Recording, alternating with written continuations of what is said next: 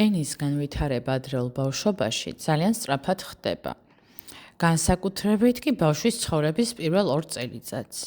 არ უნდა გაგიკვირდეთ, რომ ჩვილებისა და პატარების ოჯახი გადამწყვეტ როლს თამაშობს ენისა და ლექსიკის ზრდაში. ბავშვები სწავლობენ ახალ სიტყვებს ძირითადად აზრობრივ კონტექსტში მოსმენით. ბავშვებთან ერთად კითხვა და საუბრებში მათი ჩართვა შესანიშნავი გზაა მათი ლექსიკის გასამყარებლად. თუმცა თუ ბავშვი მხოლოდ ერთხელ გაიგებს რომელიღაც საინტერესო სიტყვას ან რამდენჯერმე შეზღუდული რაოდენობით, შეიძლება ბავშვმა მხოლოდ ნაწილობრივ გააცნობიეროს სიტყვის მნიშვნელობა. ამიტომაც, როგორ უნდა გაიმდიდროს ბავშვმა ლექსიკური მარაგი, მას ხშირად უნდა ესმოდეს ახალი სიტყვები სხვადასხვა კონტექსტში, რათა სრულად გაიგოს მათი მნიშვნელობა. როგორ უნდა მივაჩვიოთ ბავშვი ახალ სიტყვებს? ერთ-ერთი საუკეთესო რამ, რისი გაკეთება შეგიძლიათ, არის საუბარი თქვენ შვილთან, რაც შეიძლება ბევრჯერ. ისაუბრეთ მის დღეზე, გამოკითხეთ, როგორ გაატარა დღე, რას გააკეთებთ ერთად, რისი გაკეთება უნდა ხვალ, რისი გაკეთება უნდა დღეს საღამოს, საუზმეზე რა უნდა რომ მიირთვას და ასე შემდგომ. ასევე უნდა დაამყაროთ ოჯახური წიგნერების რუტინა. რას ნიშნავს ეს რუტინა? უნდა წაუკითხოთ თქვენს შვილს ყოველ დღე და შეარჩიოთ წიგნები ილუსტრაციებით.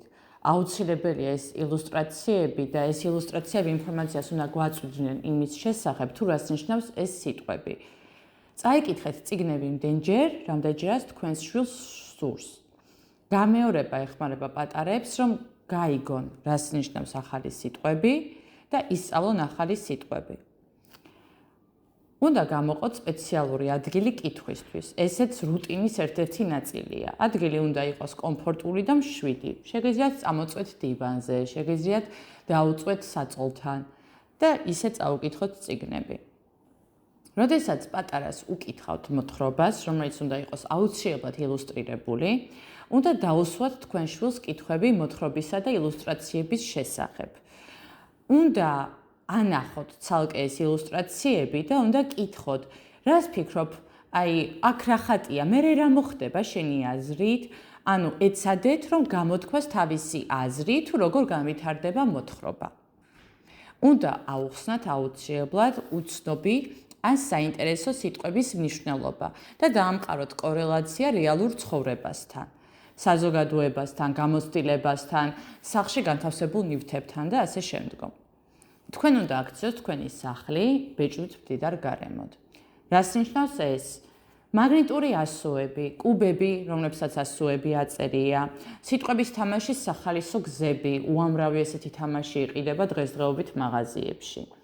ძალიან კარგი იქნება თუ წიგნებს ყველა ოთახში განათავსებთ. ანუ წიგნები არ იქნება მოცემული მხოლოდ ერთ თაროზე, იქნება სიტყვაზე სამზარეულოშიც დადებული, საძინებელშიც დადებული, ბავშვის ოთახშიც და ანუ ყველა ოთახში. უნდა დააკრათ წებოვანი ფურცლები ნივთებს, რომელი ნივთის სიტყვის სწავლაც სურს თქვენს შვილს. იმიტომ რომ ბავშვი ესე დააკავშირებს სიტყვას მნიშვნელობასთან. შეგიძლიათ მიაკრათ ასევე მაგნიტური ასოები მათ სივარზე, ოღონდ იმ ადგილას, სადაც ბავშვი მიწვდება, რომ გადაადგილოს ეს ციფრები, გადაადგილოს ასოები და შეძლოს რეალურად ასოებით და ციფრებით თამაში. ასევე უნდა ისაუბროთ თქვენს შვილთან სურათების შესახებ, რომლებსაც ნახავთ ჟურნალებში, წიგნებში, ან თუნდაც ტელეფონში. ძალიან კარგი იქნება, თუ თქვენ შვილს ასწავლით საბავშვო რითმებს და იმღერებთ. რეალურად შეიძლება იმ მომენტში ბავშვი არ გისმენდეთ, მაგრამ როდესაც ბავშვი შედის სიტყვების სწავლის აქტიურ ფაზაში, მისი გონება ხდება ღრუბელივით, რასაც არ უნდა ისმენდეს, ყველაფერს ითავისებს და იბეჭდება. შეიძლება რაღაც ეტაპზე ვერ აცნობიერებდეს კონკრეტული სიტყვის მნიშვნელობას, თუმცა ეს სამომავლოდ მაინც დაგეხმარებათ, რომ ლექსიკური მარაგი გაიმდიდროს ბავშვმა.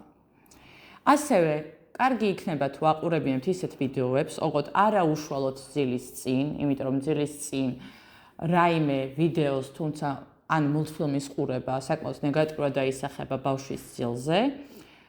თუმცა დღის განმავლობაში შეგიძლიათ აყურებინოთ ისეთი ვიდეოები, სადაც მოცემულია უცხო სიტყვები მათი ილუსტრირებული განმარტებებით. თავარი მაინც ოჯახური წიგნიერების პრაქტიკის შექმნაა. ანუ ცალ-ცალკე რაც ჩამოთვლილი არის, მისი გაკეთება ცალ-ცალკე შედეგს არ მოგცემთ. უნდა შექმნათ ოჯახური წიგნიერების პრაქტიკა. აყურებინოთ როგორც ვიდეოები, ასევე დრო გამოყოთ და დაუჯდეთ თქვენს შვილს და დაათვალიეროთ ერთად ილუსტრირებული წიგნები, წაუკითხოთ ეს წიგნები. უნდა ესაუბროთ თქვენ შვილს ყოველდღიურად. ეს მართლაც რომ სასიცოცხლოდ მნიშვნელოვანია მისი ლექსიკის განვითარებისთვის. საბავშვო წიგნების კითხვა მრავალფაროვან თემებზე უნდა შეგეძლოთ. განსაკუთრებით კი უნდა ამოიჩიოთ ის თემა, რაც ხიბლავს თქვენ შვილს, მაგალითად პლანეტები, დინოზავრები, მანქანები. ეს დაგეხმარებათ კარგი კითხვის ჩვევების ჩამოყალიბებაში.